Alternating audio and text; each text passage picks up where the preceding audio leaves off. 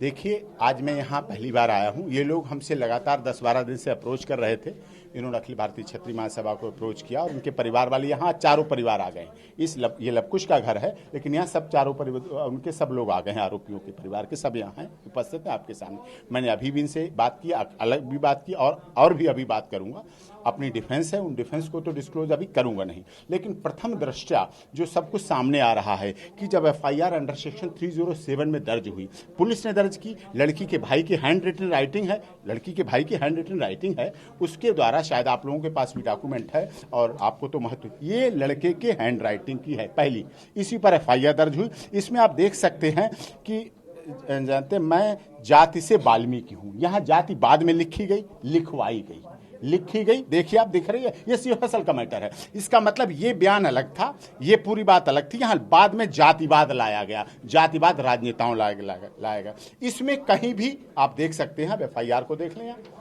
मैं सारे फैक्ट के साथ चलता हूँ, सारे डॉक्यूमेंट के साथ चलता हूँ, और इसीलिए मैं तब आया जब मेरे पास सारे डॉक्यूमेंट इन परिवार वालों ने भेज दिए। ये FIR है। इस FIR में जब अंडर सेक्शन 307 की दर्ज हो सकती है, ठीक है, सेशन ट्रायल है, फिर 376 क्यों नहीं? इसका मतलब बयान नहीं है, 376 का बयान नहीं है, कोई इस तरह गैंगरेप का बयान नहीं है, कोई इस तरह की बात नहीं। जितनी बात थी झगड़ा दी, सिर्फ संदीप से झगड़ा दिखाएगा। उस संदीप से झगड़ा दिखाने का कारण क्या है वो आपके सामने ला रहा हूं मैं। CDR की कॉल, 62 कॉल लड़की के परिवार के फोन से संदीप, दो संदीप है, एक संदीप भाई भी है, एक संदीप मुलजिम है। एक संदीप के भाई, लड़की के भाई के फोन से मुलजिम संदीप के फोन पर आई 62 कॉल, 42 कॉल संदीप से उसके फोन पे पहुंची। CDR है, सबके सामने है, उत्तर प्रदेश पुलिस के पास है, SIT के पास है, CBI के पास है। ये बताना पड़ेगा पीड़िता के परिवार को। ये न्याय की लड़ाई है, ये नेताओं की लड़ाई नहीं रहेगी, ये राजनीति नहीं होगी। इस पर उन्हें बताना पड़ेगा। 104 कॉल जो 5.5 घंटे तक हुई हैं बातें, 5.5 घंटे तक इन दोनों के बीच बातें हुई, यहीं रह के इसी टावर से नहीं, घटना से पहले घटना क्यों हुई? घटना का कारण है, जब घटना से पहले यहाँ सारी बातें हुई और गांव के लोग तो अपने घर के बाहर खड़े होकर बात कर लेते हैं, वो घर पे बैठ के थोड़ी बात करते हैं। इसका मतलब कुछ और बातें थी, कुछ दूसरी तरह की बातें थी।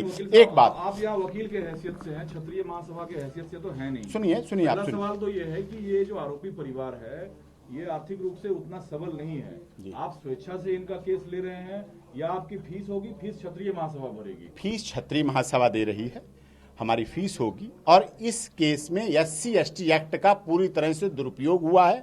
क्षत्रिय समाज को टारगेट किया गया है, निशाना बनाया गया है, उसे बदनाम किया गया है, पूरे देश में बदनाम किया है। पूरे देश की भावनाएं राजपूतों के हाथ में, वो सब परेशान है। ऐसा नहीं था, ये समाज का अंग बना हुआ, ब्राह्मण, क्षत्रिय, शूद्र, वैश्य सब मिलके बनते हैं। पूरा शरीर एक साथ मिलके एक साथ जाता है, मंदिर में जाए, मस्जिद में जाए, गुरुद्वारा, सभी जगह जाते हैं। आपको तो प्रूफ पेश करना होगा। हमें प्रूफ पेश कर रहे हैं हम, ये प्रूफ केस है। कहीं ये डॉक्टर की MLC है, ये देखिए department of forensic evidence Aligarh की, इसमें कहीं भी सीधे लिखा गया there is no science significance of vaginal anal intercourse. साफ सीधा आप देख चुके हैं, आपके द्वारा ये सब मिली हैं।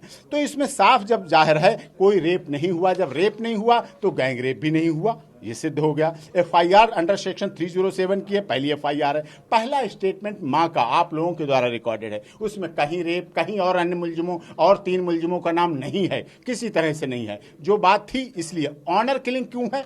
क्योंकि जब उसका ये चल रहा था तब संबंध था, इसलिए उसके भाई ने उसे प्रताड़ित किया, उठा के डाला, स्पाइनल इंजरी हुई, वो भागी, तार में फंसी, जीभ कटी उसकी, ये सब कुछ हुआ, जिसकी वजह से फिर वो अपने को बचाने के लिए, अपनी दुश्मनी निकालने के लिए, गांव में दुश्मनी के बहुत कारण होते हैं, वो मैं आपको सबूत भी दूंगा, तथ्य भी दूंगा, गवाही भी दूंगा।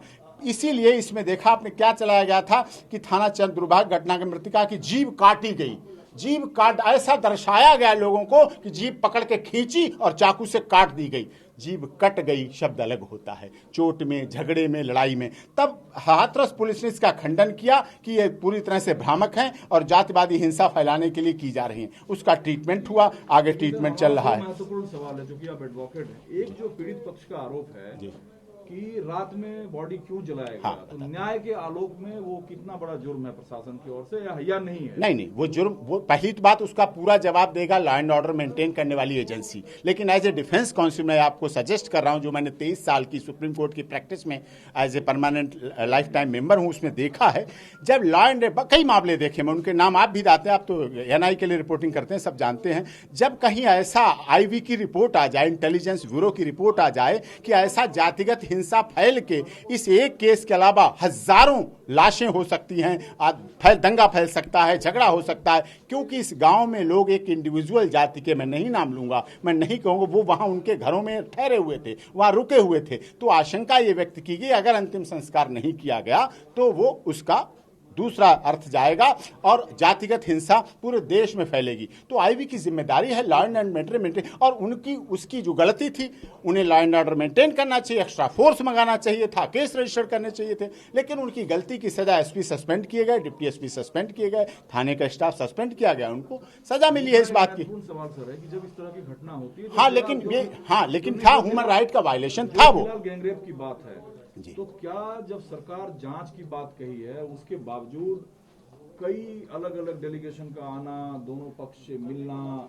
चीजें बिगड़ती गई, ये क्या कुछ लोगों केसों को खराब करता है? हाँ, चीजें पटरी से उतरती है? नहीं, जब दूसरी तरफ से शुरू हो गया, इनकी तरफ से तो कुछ नहीं था, उधर से शुरू हुआ, जब उधर से शुरू हुआ तो क्या करें लोग, इनके लिए भी तो आना है, ये अनाथ नहीं है, ऐसा नहीं कि ये परिवार, ये 4 लोगों का परिवार अनाथ है, इनके साथ देश के लोग हैं। हाँ, जांच कहने के बाद हजारों लोगों का अलग अलग, किसी की तरफ से नहीं आना जाना चाहिए, इन्वेस्टिगेशन फेयर एंड पार्शल होना चाहिए, राजनीति नहीं होना चाहिए। राजनीति करने के लिए देश में और बहुत मुद्दे हैं।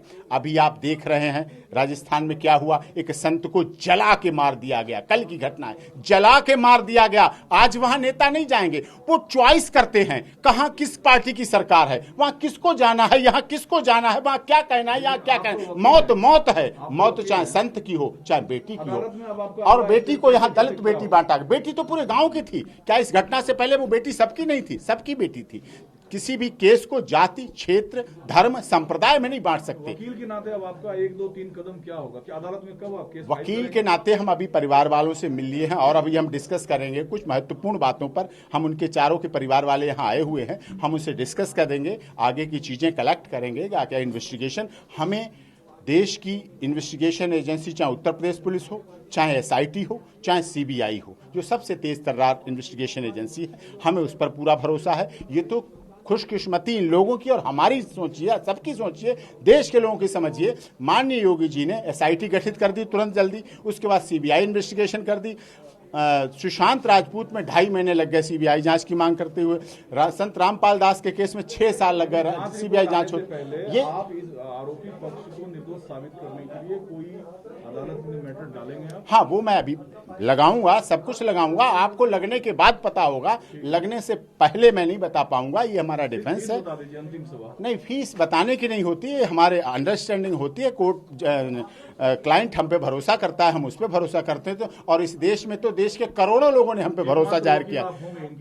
एकमात्र वकील होंगे और करोड़ों लोगों ने हम पे भरोसा किया, हम उनकी भरोसे पे खरा उतरेंगे। Access to justice for all, न्याय सबको मिलना चाहिए, दिखना चाहिए, होना चाहिए, दोनों पक्षों के साथ न्याय हो। हमारी यही अनुरोध है, चाहे ब्रेन मैपिंग हो, चाहे लाई डिटेक्टर हो, चाहे पॉलीग्राफी टेस्ट हो, कोई टेस्ट हो, आधुनिक इन्वेस्टिगेशन एजेंसी के कोई पार्ट हो, वो सारे इन्वेस्टिगेट होना चाहिए, सब कुछ होना चाहिए, दोनों पक्षों के। उधर से मिलेंगे आप? उधर नहीं, उधर से मेरा मिलना उचित नहीं रहेगा, अभी उचित नहीं रहेगा। पता नहीं वो कुछ और कह दें, क्योंकि उन्होंने जब पहला बयान, दूसरा बयान, तीसरा बयान राजनीति के आधार पर, मुआवजे के आधार पर बयान तय किए गए। दुखी है, मुआवजा की राशि के आधार पर बयान आगे तय किए गए, इसलिए इस केस को बिगाड़ा गया, इसलिए उस पर राजनीति हुई है।